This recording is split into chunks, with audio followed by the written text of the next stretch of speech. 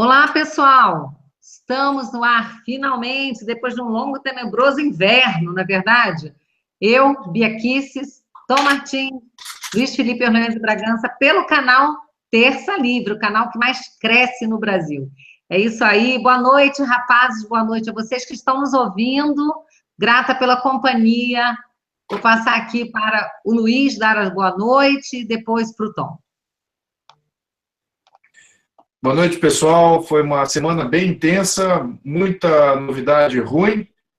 E vamos, sem mais delongas, vou passar aqui para o Tom para passar o chapeuzinho aqui para todos. Muito boa noite, obrigado.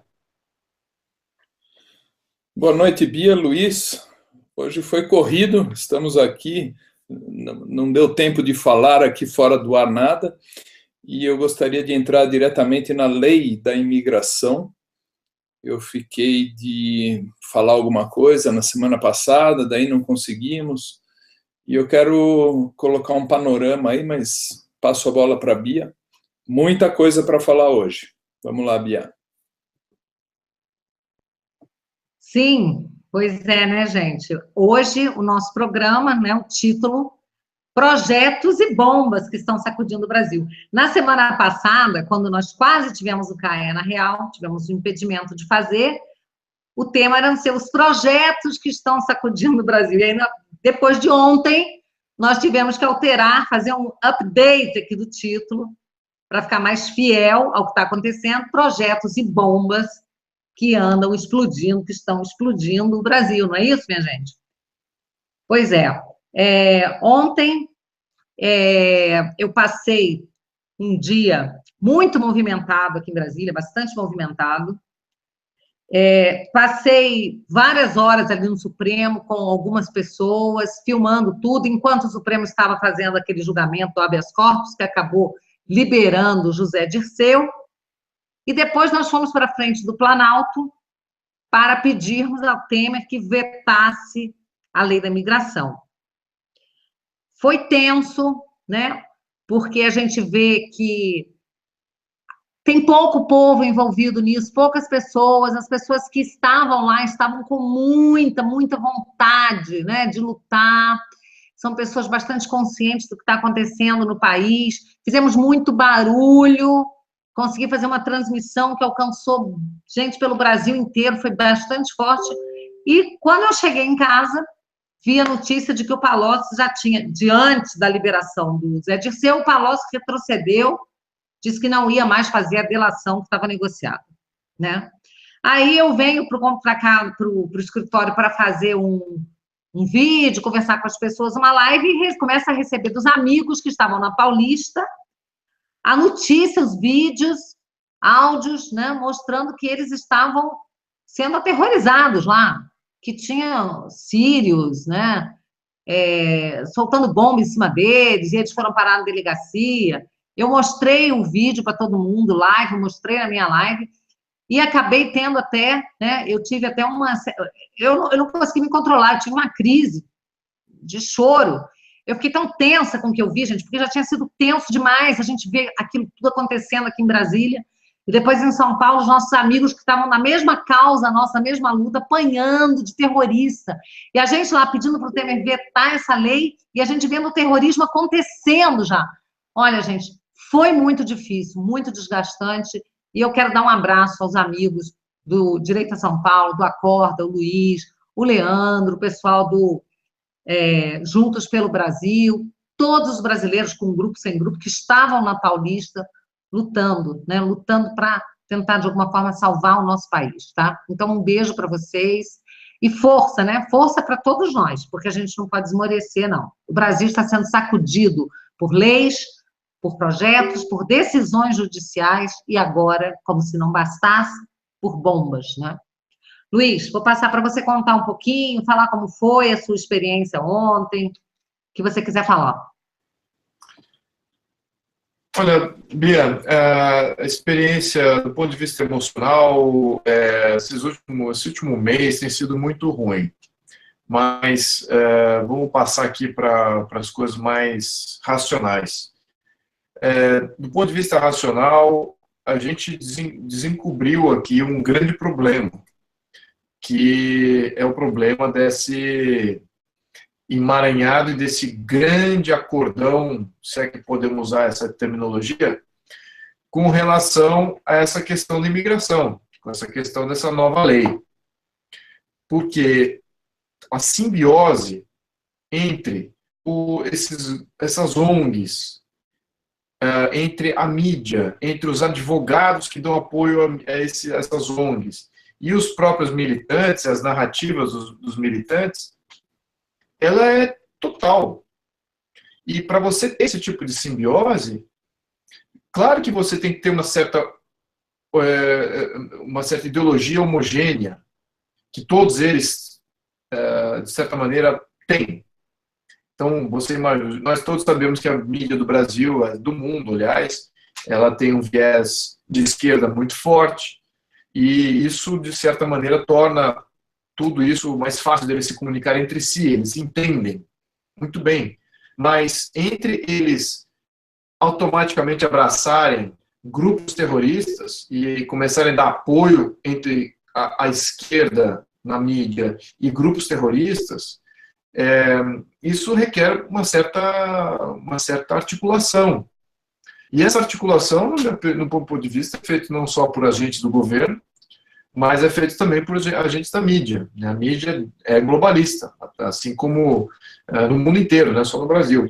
Assim como bancos. A maioria dos bancos eles são globalistas, como intuito, como intento, etc. Já operam com o mundo globalizado. Então, são agentes que estão se articulando para sufocar a verdade. E é exatamente isso que aconteceu ontem. A tentativa de sufocar a verdade foi gritante. Né? Isso você não consegue nem verbalizar o seu lado. Você fala o que é a verdade, mas gritos e achaques, então não deixa que você fale. Então, a mídia estava lá para cobrir o lado de quem era o atacante e não de quem foi atacado. E aí que é o grande problema. Como é que essa articulação se dá? Como é que essas ONGs operam no Brasil? Qual é o real poder que elas têm e qual é o intento? Né? Esse intento a gente já sabe que entregar o país a absolutamente ninguém e fracionar ainda mais a nossa soberania e o nosso controle político a grupos externos, isso ficou evidente, bem claro. Então é isso que a gente viu, uma perninha de uma coisa, descobrimos aqui um grande vespeiro, e esse vespeiro está ativo, construindo contra nós, articulando contra nós, e eu espero que não ocorra eventos como o de ontem. Não acho que o combate ontem era com relação à lei, e não era específico a algum grupo, ou uma etnia, ou algum tipo de fé, nada. Era sobre a lei. Eles é que atacaram o grupo que estava atacando a lei. A lei não é necessariamente um veículo, ou a aversão à lei não é o que daria a prerrogativa de falar, um grupo xenófobo. Não é. Então, eles fizeram isso de uma maneira premeditada para provocar a situação de que, esse grupo é um grupo xenófobo, está atacando imigrantes sírios. Não tem absolutamente nada a ver. Aliás, temos que virar a página nisso o mais rápido possível e ainda focar na questão da lei, porque ela ainda continua aí em trâmites e vamos ter que lutar contra isso. Então, esse é o meu parecer aí que gostaria de dar nesse começo. É muito importante, Luiz. Eu hoje conversei com o Edson Salomão, né, e a Patrícia Bueno, que ela esteve lá na delegacia com eles. E uma coisa que a gente deixou bem claro é que vão querer jogar, né, no pessoal que estava lá na Paulista, a pecha de ser grupo xenófobo, contra isso, contra aquilo, sendo que nós não somos nada disso. Brasileiro, né, é um povo aberto, é um povo transigente, acolhedor, sempre fomos. A única questão é que nós estamos enxergando onde tudo isso vai nos levar, porque estamos enxergando a agenda por trás dessa lei, né, chamada de tão humanitária. Essa é que é a questão. Então, vou passar para o Tom falar mais um pouquinho aí com vocês também.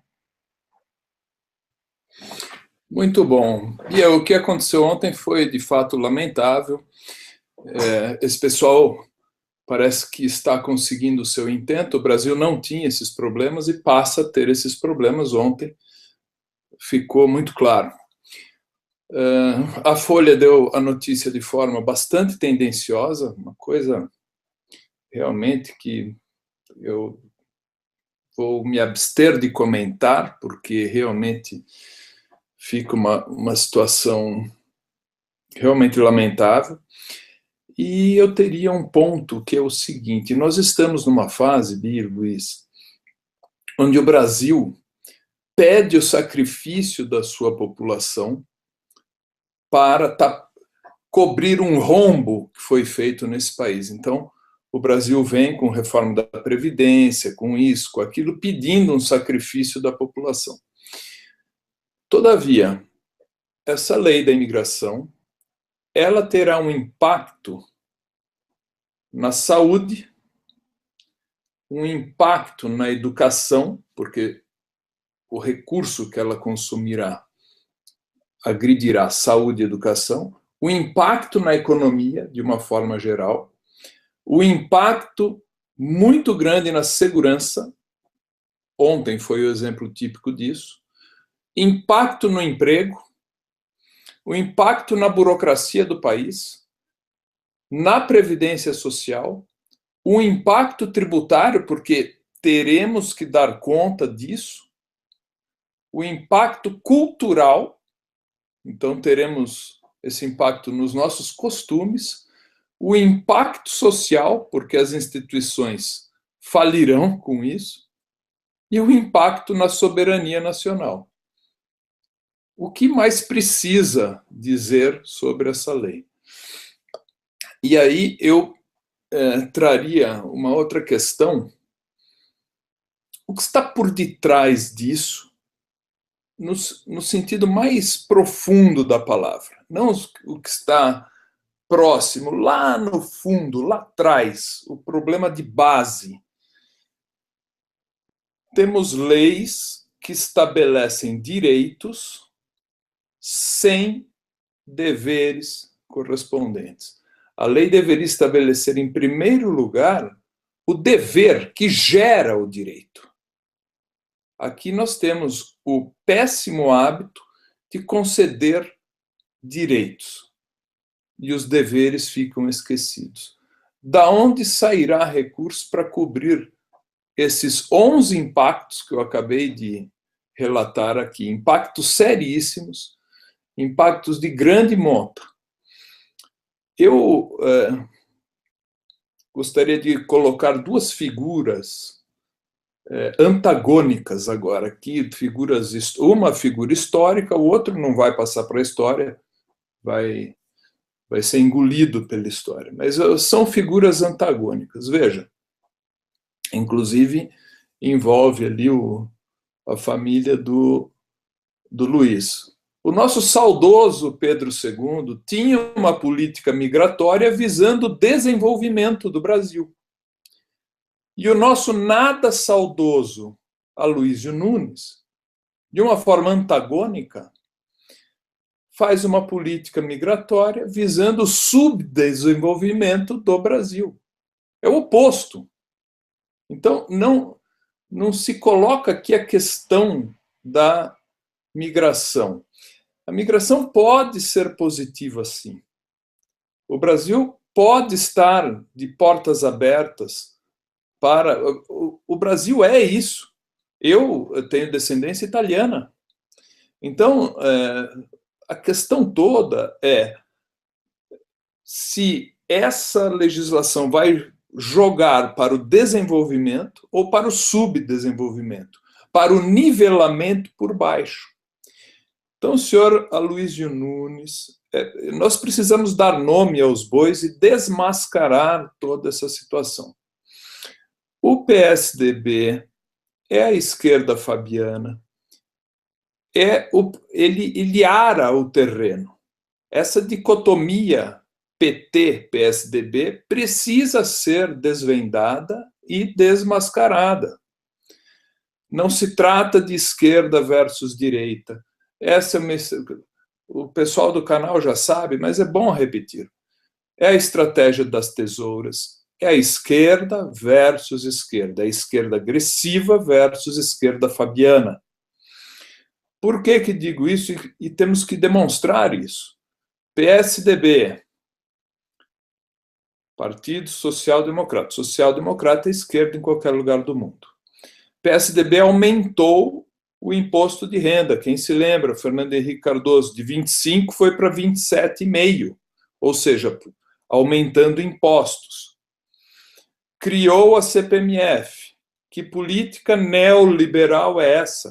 Que aumenta carga tributária? Que liberalismo é esse que aumenta o tributo? Não é liberalismo. Né? Então, veja, o PSDB cria essa lei de imigração.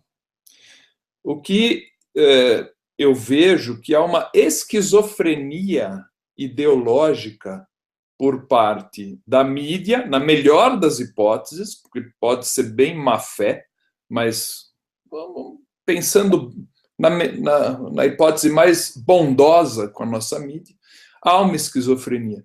E por parte da população em geral, porque também não se entende essa questão. PSDB é de esquerda, ponto parágrafo. Eu não estou falando que isso é bom ou ruim, não estou emitindo um juízo de valor aqui, estou só pontuando. Isso precisa ser dito. E depois eu tenho outras questões também, com relação à lei trabalhista, outros impactos, mas passo a bola aí, Bia. Eu quero agradecer o pessoal aqui do canal, o pessoal que está contribuindo, né? Contribuindo para o crescimento do Terça Livre, contribuindo também financeiramente, fazendo doações, agradecer aqui em nome do Terça, isso é muito importante para o canal, né? Você tocou aqui no assunto agora no finalzinho da reforma trabalhista, né? E eu quero dizer que eu fiquei muito bem impressionada com o trabalho que foi feito na Câmara dos Deputados pelo deputado Rogério Marinho, do PSDB de Natal, do Rio Grande do Norte. Ele fez um trabalho muito sério da reforma trabalhista. E a gente não vê ninguém apresentar qualquer fundamento contrário a essa reforma, né? O que eles dizem, saem gritando por aí como mantras, é que essa reforma, ela retira direito dos trabalhadores, não retira nenhum direito, pelo contrário, ele cria a possibilidade do trabalhador ser mais dono do seu nariz, do seu poder fazer acordos, flexibilizar a jornada de trabalho. Então, assim, na verdade, eu achei altamente benéfico. E a melhor coisa que eu vi, o fim do imposto sindical obrigatório, o que eles chamam de contribuição sindical obrigatória, que é imposto, né?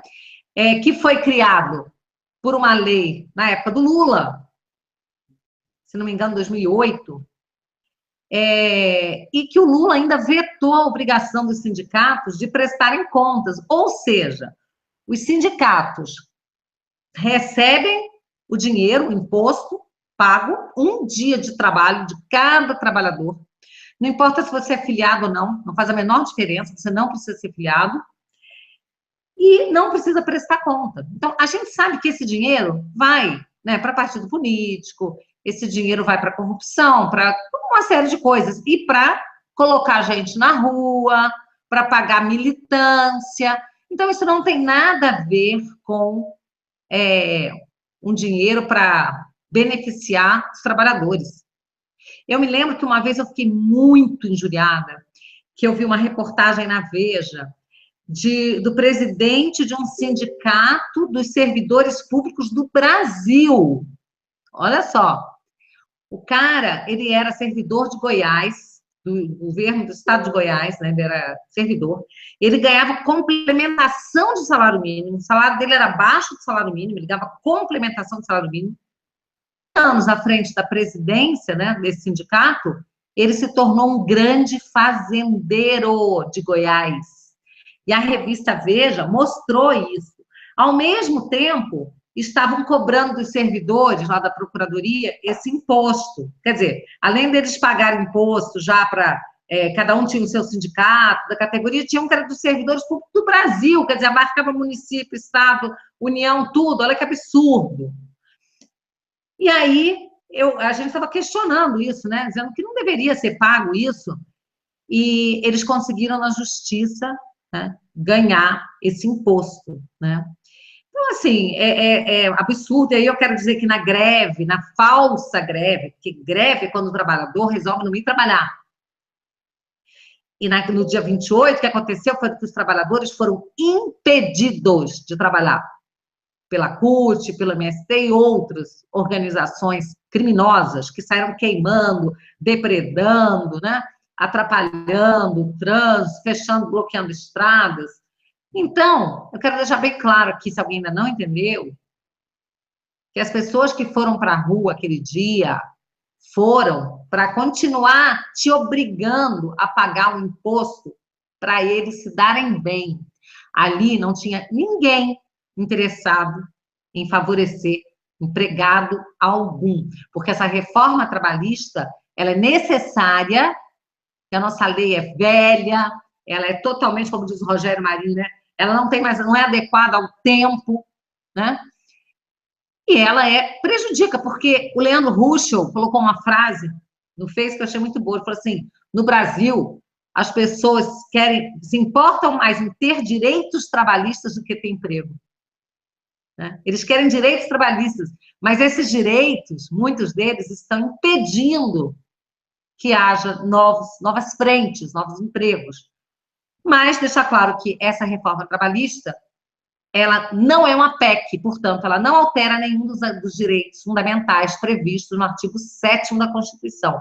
Uma lei ordinária não pode alterar a Constituição, portanto, está mentindo descaradamente, tá? Quem sai por aí pregando que essa reforma está tirando o direito dos trabalhadores. Quero dizer que essa reforma agora passou na Câmara, está no Senado, o relator é o senador Ricardo Ferraço, e eu conversei hoje no gabinete dele, ele tem interesse de passar essa lei sem ações, sem emendas, para que ela nem precise voltar para a Câmara. Esse é o interesse dele. E eu acho que ele faz muito bem em fazer isso, porque o Rogério Marinho recebeu mais de 800 propostas de alteração, ele fez inúmeras audiências públicas, né? Eu acompanhei esse trabalho, então eu apoio essa reforma trabalhista, porque o Brasil tem que entrar no mercado, gente, não dá mais para ficar fora. Já a reforma previdenciária, viu, Tom, eu estou com você. Não acho justo que se cobre uma fatura do povo e, ao mesmo tempo, se escancar as portas para que outras pessoas desvalidas, que não têm condição de investir no país, venham para cá para ainda ficarem pendurados na nossa Previdência. Então, eu não apoio a reforma da Previdência, não porque eu acho que ela não seja necessária. É necessária uma reforma, mas eu não concordo com os termos dessa, tá? Acho que ela é rigorosa demais, acho que ela, sim, prejudica as pessoas que já contribuem há muito tempo, prejudica todo mundo. No Nordeste, as pessoas nem vão chegar, né? Não tem a expectativa de vida necessária para poderem se aposentar, né? E, além disso, o Brasil escancar as portas para que outras pessoas não brasileiras venham desfrutar da Previdência. Então, eu não posso concordar com essa reforma. Vou passar agora para o Luiz falar sobre o que ele achar que deve, porque a pauta aqui é projetos e bombas que estão sacudindo o Brasil. Então, não é só a lei de imigração, é tudo que você achar, Luiz, decisão da justiça, o que você achar que deve falar, que você acha que mexe com a gente, com a nossa vida aqui no Brasil. Obrigado, Bia. Olha, a primeira coisa que também, naquele trocadilho que você mencionou, aparentemente, as pessoas querem empregos, mas não querem empresários. E também não querem empresas. Né? Então, fica uma coisa estranha. Chegamos a um ponto do desejo intuitivo que ficou agora não prático. Né? Ficou uma situação surreal, né? em termos de não produtividade. Né? Enquanto o mundo inteiro está focado em ter mais eficiência, ter mais produtividade, ciência, tecnologia, avanços tecnológicos, competição de ciência entre comunidades, escolas comunitárias, competindo entre si por matemática, por robótica. O que nós estamos fazendo aqui?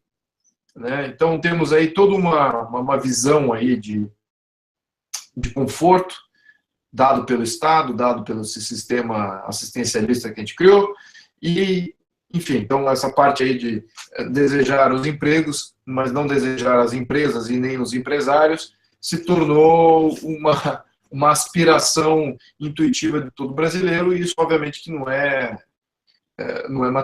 realista.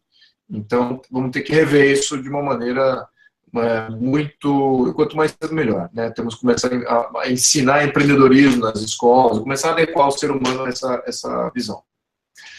Com relação à Previdência, bom, eu já cobri isso em outros hangouts, eu sou radicalmente contra uma Previdência estatal obrigatória. As reformas que estão sendo feitas pelo Temer, elas ainda pressupõem ter uma previdência estatal obrigatória. Então, eles não querem, não tem nem como se desvencilhar de uma previdência que é quebrada hoje. O problema da previdência, eu vou repetir aqui porque isso é muito interessante de entender esse contexto. O problema dela foi criado em 1988, com a Constituição, em que garantia a aposentadoria a partir de 65 anos de idade, e já em 89, já colocou como aposentados todos aqueles que tinham 65 anos ou mais. E não houve nenhum recolhimento, só houve 1 ano de recolhimento para o fundo previdenciário. Então, ela já nasce quebrada, ela já nasce estruturalmente quebrada. Foram milhões de pessoas que já se aposentaram assim que houve a criação da Constituição de 88. O ideal teria sido esperar 35 anos, recolher, ou então que não seja uma previdência de 35 anos, e sim mais curta, mais longa, depende de quanto que o valor depositado, etc. Seria a coisa mais razoável, assumindo ainda um modelo de previdência obrigatória estatal. Claro que isso não foi feito, eles queriam dar um bônus para o povo ter se manifestado a favor das diretas já, e uma nova constituinte, uma nova etapa. Então, eles queriam dar um bônus para o povo, e o bônus foi uma previdência, já aposentou boa parte, 1/3 da população naquela época, não me lembro exatamente qual era o número, mas foram milhões de pessoas, e o rombo começou já no primeiro ano. E esse rombo foi só aumentando. Então, esse é o rombo estrutural da Previdência, e ela hoje, esse rombo se tornou impagável. Tá? O PIB brasileiro aí está em torno, os números variam, a última vez que eu chequei estava mais de 7 trilhões, talvez aí batendo até 10 trilhões, então olha que faz tempo, porque 3 trilhões aí de diferença é muita coisa. Não chequei, mas certamente 10 ou menos, tá? E o rombo, segundo o Stephen Kennedy, que apontou esse rombo de entrega, é de nada menos do que 12 trilhões. Tá? 12 trilhões. Então, é uma coisa assim, descomunal. Você tem um rombo absurdo da Previdência. Isso só da parte estrutural. Tá? Aí criou-se outro tipo de rombo ao longo do período. E esse outro tipo de rombo é o que a gente está combatendo aí, a ferro e fogo, que é, o funcionário público tem privilégios em vis-à-vis ou em contrapartida do povo que não paga, não tem os mesmos direitos previdenciários. Então, esse é o segundo tipo de rombo que foi piorado ao longo dos últimos 20, 30 anos de Constituição. Sim, claro, a classe política, junto com a classe burocrática, as oligarquias políticas, elas se apadrinhavam, elas se ajudavam contra nós, contra quem pagava por todo aquele sistema. Então, esse é o rombo que está em discussão, não é o rombo estrutural aí que é o maior perigo aí para o Brasil. E é exatamente por causa desse rombo estrutural grandão que eles nem circulam a ideia de transformar a Previdência em uma Previdência opcional, porque ela é impagável. Como é que, no momento que você torna ela opcional, que você tem um rombo de 12 trilhões, como é que você vai ser eficiente com um rombo de 12 trilhões? Como é que você vai entregar um bom serviço? Como é que você vai entregar qualidade? Não tem como. Né? Você vai estar usando todo o caixa para financiar o rombo. Então, enfim, temos o que eu estou falando não é prático do ponto de vista, mas é o que deveria ser o nosso ideal, tá? Era de se desvencilhar completamente desse sistema. Talvez eu não pensei, não vi propostas nesse nível.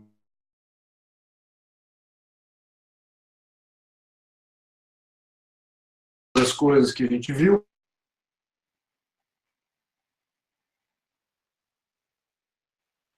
Tom?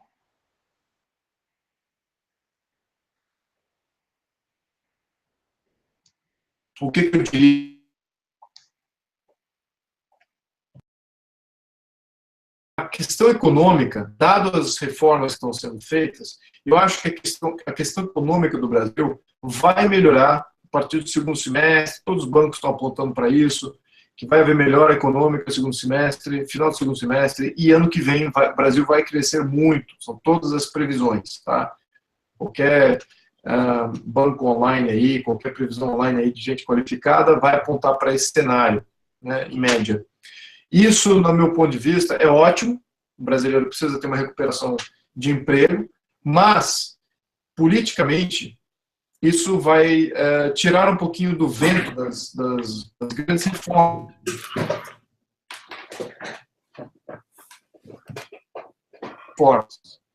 Então, 2018 vai ser um ano de crescimento, e quem tiver à frente de expansão e entregando os benefícios, e é exatamente isso que temos que nos preocupar, porque pode não representar o sistema. Hoje nós estamos preocupados sim com o globalismo, estão com efeitos aí políticos aí de corruptos no poder, e isso que não diria completo. A Lava Jato está sendo atacada com o crescimento desse ano. Eu me preocupo, e aí é que vai mostrar a resiliência do povo brasileiro, continuar um viés de mudança, que é uma coisa. O caos para continuar. A parte provável é que ela se equacione, tá? Mas o fato de você não estar trabalhando a questão mais tarde, isso vai afetar de novo a economia, com certeza. Um ponto. Temos ainda que for, tá? Apesar de que a econômica também tem muitas reformas aí. Tom, passa a bola para você.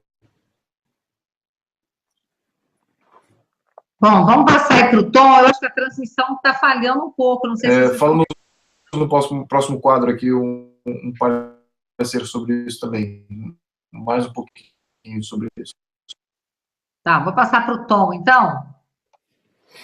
Ok, a transmissão do Luiz falhou um pouco, viu, Bia? Bom, veja bem, Luiz, Bia, nós temos uma lei trabalhista, Bia, retornando um pouquinho à lei trabalhista, de 1943, promulgada dia 1º de maio de 1943. 43, nem se sonhava em internet, era digital, nada. Promulgada por Getúlio Vargas, e a CLT, né, Consolidação das Leis do Trabalho, é uma coxa de retalhos, né, não é um código do trabalho, é uma consolidação de leis, pegou-se leis de vários lados e juntou-se ali na consolidação, na CLT.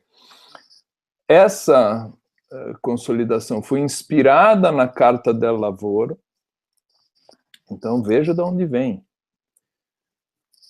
E tem um ponto, né? E a gente fica pensando em Uber, se podemos não ter Uber.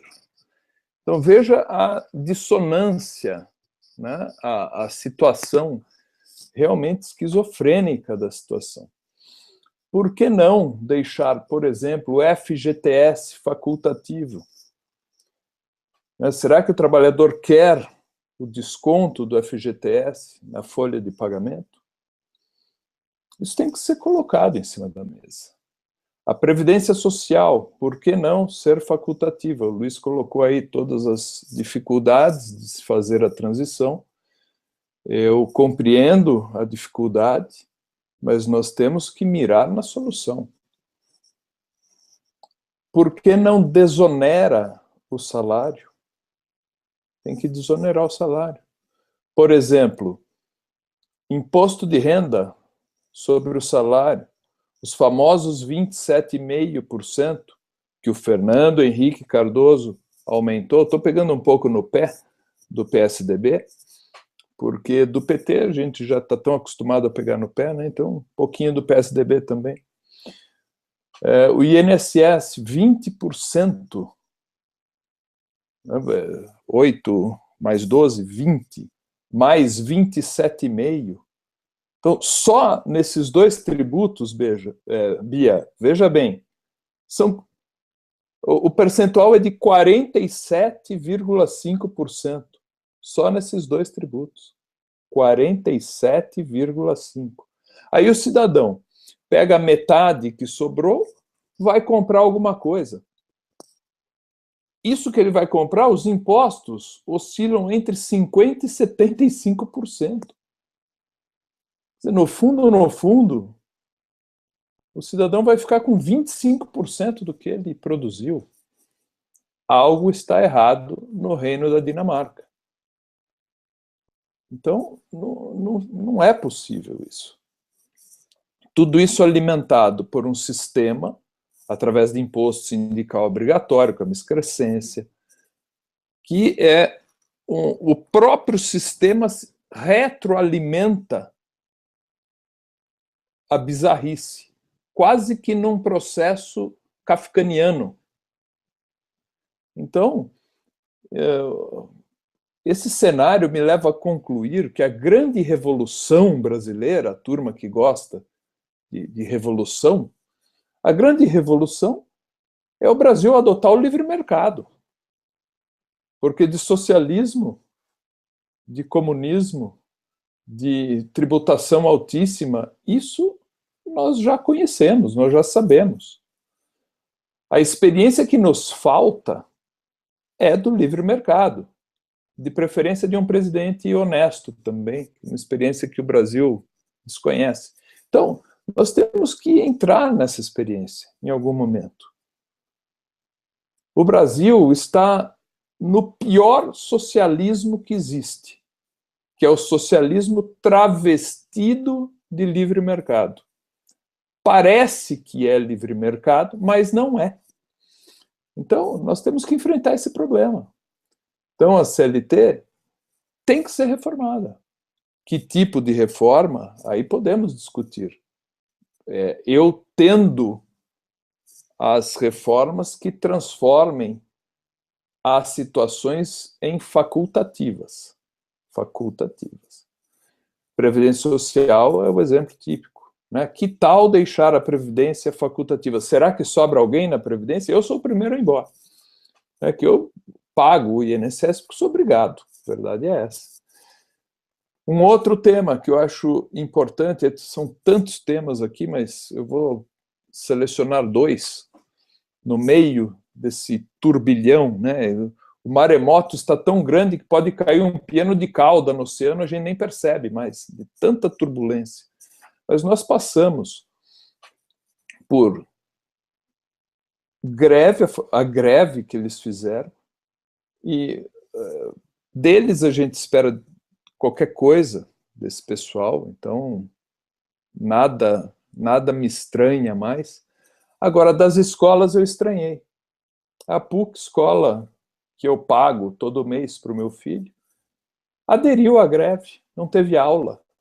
Eu me senti roubado. Colégio Porto Seguro ameaçou aderir à greve, por sorte, Meu cunhado fez uma carta, algumas pessoas reagiram, eles voltaram atrás. Mas muitos colégios aderindo à greve. Não, mas eu não estou entendendo. Greve não é um ato do empregado que paralisa para reivindicar algo do patrão? Agora os patrões aderem à greve? Quer dizer, uma bizarrice, né? Eu até gravei um vídeo dizendo, será que isso é greve? Tem que questionar isso. E terminaria dando outro salto, porque temos muitos assuntos, para o nosso pouco querido Supremo Tribunal Federal. Eu queria lançar aqui um ponto de interrogação. Eu não estou entendendo. Cada hora um pega o bastão de vilão e o bastão de mocinho vai para o outro. Então, Gilmar Mendes, até pouco tempo atrás, segurava o bastão de mocinho. E o Fachin era o vilão. Agora o Fachin vira mocinho e o Gilmar Mendes vira vilão. Será que eles são tão volúveis assim, em termos de posicionamento jurídico? Ou será que está havendo um revezamento desse bastão para não queimar tanto assim o filme de alguém? Então, eu não sei, estou perguntando, realmente não sei. Eu, inclusive, escutei esse questionamento de um colega, não soube responder, estou reproduzindo o questionamento. Então, fica para o debate. Lanço todos esses problemas aí. Eu não sei como está o nosso horário, tenho duas conclusões aqui minhas, eu vou lançar uma e depois passo a bola para vocês. Então, uma primeira conclusão, refletindo sobre todo esse cenário, todo esse maremoto, esse turbilhão. O grande problema, sintetizando um pouco, até sendo um pouco reducionista, é que o pensamento social-democrata, ele não é nem social e muito menos democrata. Ele é um pensamento totalitário. É o lobo em pele de cordeiro. Funcionários, aí podem pensar em PT, PSOL, etc., como os fabianos, PSDB, eles colocam em si uma etiqueta humanista. Então, de alguma maneira, eles atraíram para si, ou criaram para si, colocaram em si esta etiqueta. Somos humanistas. Então, a lei de imigração, mas é uma questão humanitária. Como se essa lei de imigração fosse melhorar algo para alguém. Não, ele vai nivelar por baixo tudo. Não é humanitário. É desumano, no fundo. Mas eles colam a etiqueta de humanista neles. Esse é um problema grave, porque este humanismo é falso. Esse humanismo é falso, é marqueteiro, é ilógico e, não raro, é mal intencionado.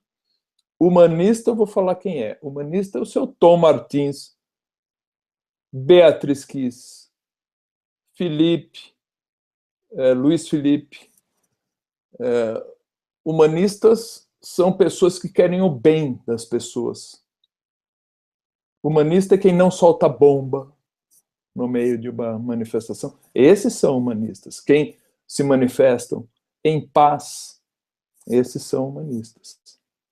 Quem gera confusão, revolta, quem cria esse tipo de problema, quem propõe uma lei dessa num momento como esse, de rombo na Previdência desse tamanho, o Luiz acabou de dar os números, e ele lança uma lei que vai aumentar e muito esse rombo. Essas pessoas não são humanistas, mas eles têm a etiqueta de humanista. Então, eu fico desejoso de um humanismo real. Eu quero humanismo, mas o real, não esse marqueteiro, esse fake que estão fazendo aí. Eu quero um humanismo que comungue valores em torno da família, dos bons costumes, do respeito à propriedade privada e do respeito à propriedade pública também, que esse pessoal não tem. Eles depredam patrimônio público e privado. Temos que enfrentar este debate. E é um debate moral. É um debate moral. Esse pessoal quer distribuir o que não nos pertence. Ele quer distribuir algo que não é propriedade deles. Então, não se distribui dessa maneira o que é do outro. Esse é um primeiro ponto, é uma primeira conclusão, e depois eu tenho a segunda, mas eu passo o bastão aí, Bia e Luiz, para vocês comentarem. Eu quero fazer um comentário, falando aí das decisões que têm sacudido o Brasil, né? O Supremo, então, isso que você falou sobre a questão do rodízio, né? A gente começou sobre isso outra vez, né? Eu fico impressionada como eles fazem de uma forma para ficar difícil a gente pegar e dizer, ó, esse ministro é impedido. Porque quando você percebe que um ministro está tomando várias decisões que são tendenciosas, ele vai e passa o bastão para o outro fazer, e ele faz a melhor decisão mais jurídica, mais constitucional, mais isenta possível. E agora, hoje, assim, para minha surpresa, eu vi no Facebook uma foto do ministro Fachin, e alguém postou, esse é o cara, ele votou contra o habeas corpus, né? Ele não é a favor de bandido, ele votou contra o habeas corpus, o Zé Dirceu. Gente, o Fachin, defensor, foi colocado pela Dilma, cara que sempre defendeu, foi advogado do MST. Bom, ele acerta, tem hora que ele acerta, claro, eu nunca duvidei da capacidade jurídica do Fachin, mas eu entrei até com ação popular contra a indicação dele a ministro do Supremo, né? Porque ele havia advogado sem poder, sendo procurador, por uma série de coisas. Mas ele é um cara preparado, sem dúvida, bastante preparado. Tanto é que quando é para votar corretamente, ele vota como ninguém, né? Mas o que o Fachin fez? Você viu, alguém aqui viu algum ministro supremo se indignar de verdade com o fatiamento do impeachment da Dilma? A Rosa Weber está sentada em cima dos mandados de segurança que a gente entrou contra o fatiamento. Está lá sentada, como se esse assunto tivesse morrido. Ninguém mais toca nesse assunto. Então, eles fazem revezamento mesmo, de maldade. Cada hora, um ou dois, né, votam contra ou a favor, alguma coisa, para a gente ficar com a impressão de que, não, ele deve ser isento, né, porque votou de um jeito, agora ele está contra o...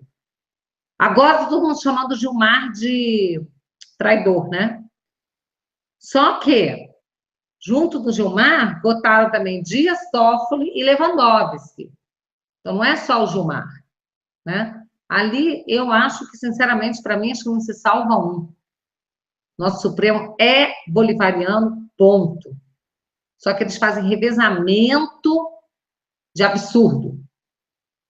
Porque aí fica mais difícil da gente pegar, né?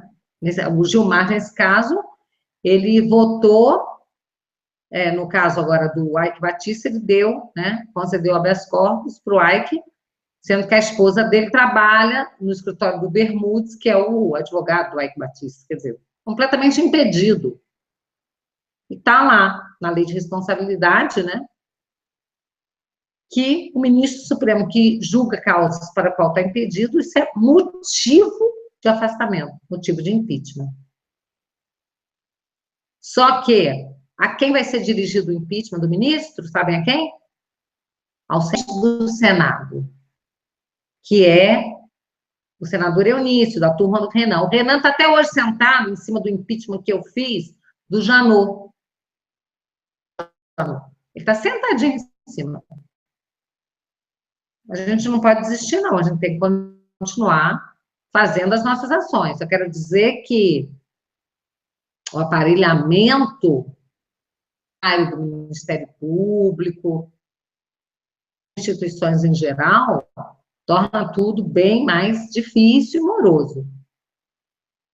Mas a gente tem que continuar lutando. São muitas as causas, né? E eu falei hoje no Hangout mais cedo que o que nós temos que fazer é continuar, porque a gente está conseguindo.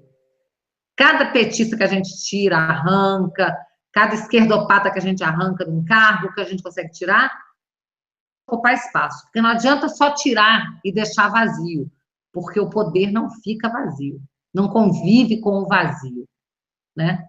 Então, a gente tem que começar a ocupar espaços, e para mim a palavra de ordem é ocupação de espaço. E para isso nada melhor que escola sem partido, né? E outros projetos que nós temos que ter, nós temos que ser proativos. A gente não pode ficar só reagindo. Então, tem que estudar, tem que fazer os cursos, por exemplo, os cursos do professor Olavo, de filosofia. Tem que entender o que está acontecendo, para saber. O Luiz sempre diz isso. Não tem outro caminho que não seja pela sociedade organizada. Não terá salvador da pátria.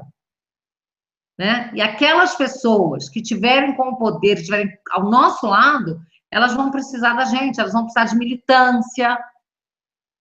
Não se faz nada se não houver um exército do nosso lado.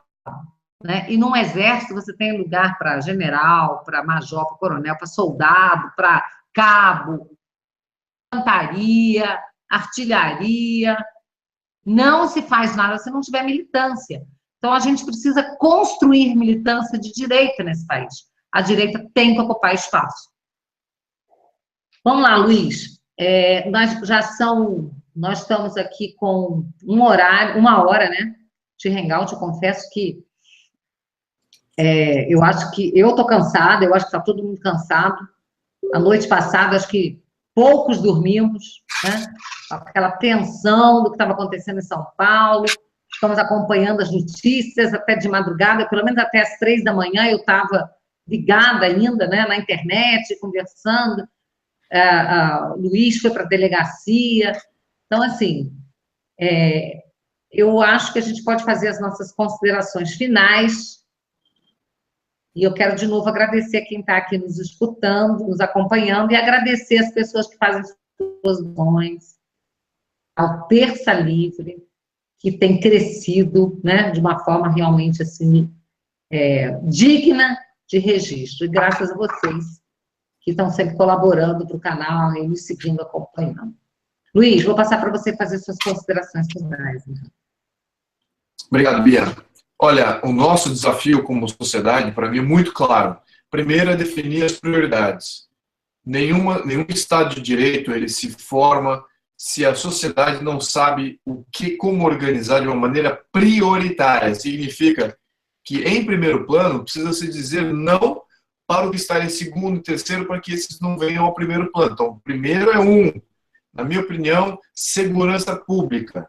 Essa é a prioridade. Temos que organizar a pátria para que tenhamos segurança pública. Com segurança pública, até mesmo tem efeitos em economia, tem efeitos em educação, tem efeitos positivos em todos os demais itens que vêm depois. Não tendo segurança pública, você tem um esfacelamento, o resto não se materializa. Qual que seria o número 2? Na minha opinião, justiça. Tem que ter segurança pública, tem que ter justiça. O terceiro plano é a questão de ordem, a questão de ordem institucional, dos poderes, etc. Essas são as 3 funções do Estado e que estão completamente esgarçadas por essas mobilizações de causas. Então, o que acontece? Você tem uma causa. Salvar o golfinho. Vamos abraçar os refugiados. Vamos aqui salvar a pomba branca do Maranhão. E essas causas se tornam prioridades. Quando você faz uma mobilização que reorganiza as prioridades, de uma tal maneira, que é o que está acontecendo no Brasil, nessa Constituição de 88, que permite isso, você tem essa desordem que nós vivemos hoje. Então, temos que, nós, sociedade brasileira, cobrar as prioridades, mantê-las sempre como prioridades, não deixar violar essas prioridades E estamos aí com uma grande violação de prioridade, que é a questão da segurança pública, está sendo violada por essa lei de imigração. E as demais reformas, na minha opinião, são secundárias, terciárias. Sim, vai ter um impacto no seu bolso, vai ter um impacto na questão econômica, de recuperação, etc. Mas isso não vai durar. Não vai durar porque a ordem institucional, a ordem política, ainda tem muito que ser feito. E com essas leis que estão passando, como essa da lei de imigração, tivemos aí um grande retrocesso, colocaram aí um tijolo na nossa frente. Adoraria estar falando de outras coisas. Essa lei surgiu há 6 meses. Estamos fazendo esse programa há quanto tempo já, Bia? Há o quê? 2 anos já? Então, essa lei surgiu em final de dezembro, que estamos apontando aí. E desde o final de dezembro estamos falando de uma maneira de... Olha o atraso que é de você estar combatendo algo que já nem deveria ter sido colocado em voga. Então, enfim, nós como sociedade não nos cobramos há 1 ano atrás, antes que essa lei se maturasse do jeito que ela está agora. Enfim, agora passou e agora a gente tem que lutar os efeitos. Pessoal, não vamos desistir, porque o Brasil tem solução sim, tem muita sociedade que se levantou no Brasil inteiro, eu tenho feito palestras no Brasil inteiro, isso tem me animado muito, e isso mostra que nós somos capazes de fazer grandes mudanças com essa sociedade que está surgindo. Tá? Sem dúvida eu estou cansado, ontem à noite foi um dia ruim para todos nós aí, e eu espero aí que podemos virar a página nisso, vamos continuar aí no nosso combate aí, que temos coisas bacanas por vir aí, e também estou muito otimista com relação a 2018, né, em termos de renovação política. E depois talvez a gente faça um hangout só sobre isso, tá? Renovação política, que tipo de liderança precisamos escolher dos mais de 20 mil candidatos que vão ser, não 20 mil candidatos, 20 mil cargos que vamos ter que preencher agora em 2018. Tá bom? Muito obrigado, pessoal. Muito boa noite e até a próxima. Ok, Luiz. Bia. Faça as suas considerações finais também. Ok, Bia.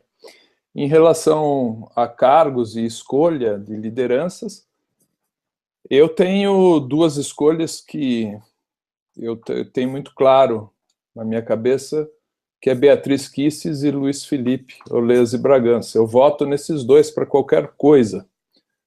E espero que um dia eu tenha esse prazer. Eles não são candidatos a nada, mas um dia gostaria de votar em vocês.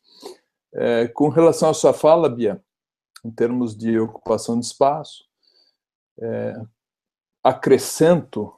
concordo plenamente, e acrescentaria o espaço da cultura. Temos que entrar na cultura, escrever artigos, enfim, atuar em jornais, em escolas.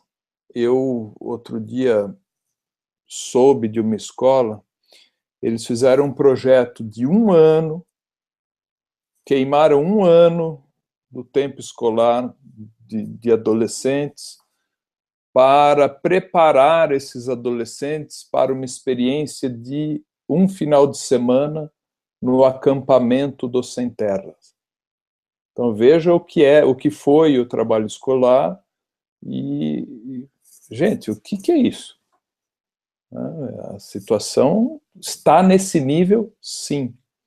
O Escola Sem Partido é mais do que necessário, trabalho fundamental do Miguel Najib, um trabalho muito digno. Eu conheço o Miguel, doutor Miguel Najib, todos, a Bia conhece, tem um conhecimento muito mais próximo do que eu, e respeito muito o doutor Miguel Najib e considero o trabalho dele dos mais importantes para o nosso país.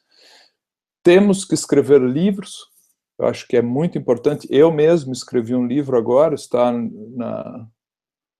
na diagramação, e espero lançar até o final do ano. Nós temos que partir para a ação. E o tema básico é como reagir, como lidar com essa tirania que está aí. Esse é o grande ponto. e assisti uma palestra outro dia que jogava isso realmente para nós, povo. Como lidar com isso? Em primeiríssimo lugar, tomando consciência do que é tirania, do que está acontecendo, tomando consciência do engodo ideológico que a sociedade vive hoje, e esse engodo é reproduzido sim na escola, por pessoas também já lavados cerebralmente, e a sabotagem começa no material didático. Eu sei porque este que vos fala, eu me inscrevi na Faculdade de Filosofia aí de Brasília, e eu faço pela internet. E o material didático que me chega, ele, por exemplo, vou dar um exemplo só, tem uma matéria lá de docência. E tem 3 personalidades no material didático: Paulo Freire, Paulo Bicudo e Durkheim. Ou seja, ok, coloca esses 3 personagens sem problemas. Mas e a outra perspectiva? E os autores liberais? E as personalidades do liberalismo clássico? E a terceira via, que são as personalidades do conservadorismo? Porque nós temos 3 perspectivas políticas. Aí esse mesmo material fala em diversidade, que é importante a diversidade, então ele coloca essa diversidade, né? 3 tons de vermelho, ele coloca como sendo a diversidade. Então o problema já chega antes do professor. O problema não está no professor, o problema já está lá atrás, no material didático. Essa foi a ficha que caiu, eu me inscrevi no curso, estou estudando, cumprindo as etapas do curso, porque quero ter a experiência para poder falar com autoridade moral. Hoje eu posso falar com autoridade moral sobre isso, porque vivenciei. Existe um falso discurso, um discurso marqueteiro da diversidade. E na prática existe uma coisa só, é mais do mesmo, toda hora, mais do mesmo. Não há diversidade. A diversidade é falsa nas universidades. Tem outro problema, que é o problema que o povo, nós povo, temos que tomar consciência, nós todos, que social-democrata não é liberal. Social-democrata, PSDB, não é conservador, não é liberal. Eu sei que para as pessoas que assistem o canal Terça Livre, o pessoal deve até chorar quando eu falo isso, porque não aguentam mais escutar isso. Mas é importante repetir. Social-democracia ruma para o socialismo, para o comunismo, para o esquerdismo, e colocam uma etiqueta falsa de humanistas. Eis o equívoco. O humanismo está na ideia, antes de mais nada, no respeito à escolha do próximo, do respeito à escolha do indivíduo, a escolha do indivíduo sobre si mesmo. Isso não existe em quem deseja aumentar impostos e decidir tudo que você é obrigado a fazer. A tirania está no sentido da obrigatoriedade. O liberalismo clássico, por exemplo, coloca tudo como facultativo. É o oposto da tirania. O fluxo migratório, só para encerrar, não deixa dúvidas da escolha das pessoas. Vamos recordar, não se tem muita notícia de norte-americanos fugindo desesperadamente para a ilha de Cuba, porque eles não aguentam mais os Estados Unidos. É o contrário.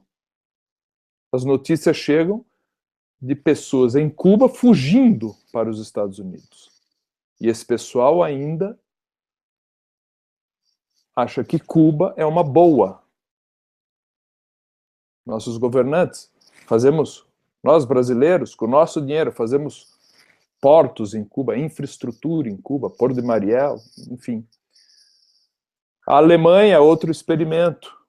Vamos relembrar, a Alemanha foi dividida ao meio, Berlim dividido, o famoso muro, uma comunista, a outra capitalista. Os comunistas fugiam desesperadamente para o lado capitalista. Eram mortos, inclusive. A Coreia, temos uma Coreia, o mesmo povo, uma Coreia comunista e uma capitalista. Qual está melhor? Faça a pergunta você, responda você mesmo. China, temos uma experiência, China comunista, não é bem, economicamente não é comunista, mas tivemos uma experiência dentro da China, que foi Hong Kong, onde o capitalismo, existe mais capitalismo em Hong Kong do que no resto da China, aonde está mais desenvolvido. Então, o pessoal precisa raciocinar um pouco. Temos essa situação. Se o povo é que manda, por que não perguntam para o povo? Essa é a dúvida, a reflexão que eu deixo aqui. Pergunte para o povo. Não, lei da imigração. Pergunta para o povo. Abra a questão, vamos ver o que o povo diz. Não. Querem colocar goela abaixo, querem impor ao povo. Na minha terra, isso se chama tirania, se chama despotismo. E termino, já que fui tão pouco amigo do PSDB hoje, eu não me engano. O PSDB não me engana. São socialistas fabianos e é o socialismo com um perfuminho francês. É um perfume, uma etiqueta da Sorbonne. Mas eu não me engano. Eu não pouparei críticas ao PSDB enquanto ele detiver esse discurso. E, obviamente, ao PT nem se fala, PSOL, etc. Críticas eu me reservo o direito de fazer a todos esses partidos que jogam para uma elevação de carga tributária, que ninguém aguenta mais, e jogam para mandar na sua vida, no espaço individual que lhe pertence. É isso aí, Bia e Luiz. Está dado o recado. Bom, pessoal, é isso, né? A gente toma as sacudidas, mas a gente não pode se deixar abater, não. A gente tem que continuar firme, porque essa é a nossa luta, essa é a nossa vida, esse é o nosso país que nós temos que construir. E ocupação de espaço é isso.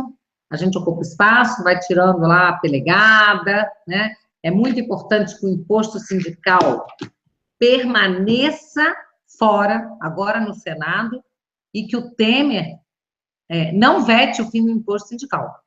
Isso é muito importante, né? E vamos acompanhar a reforma política, tem muita coisa aí para vir pela frente, né? Temos que seguir. Cultura, educação, temos que estudar, não podemos perder o ânimo, tá?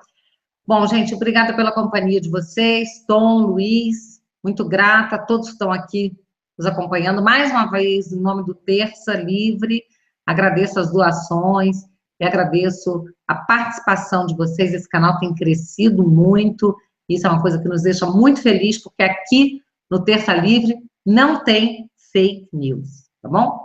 Gente, um beijo para vocês, boa noite, vamos descansar, que a gente também precisa, né? É isso aí.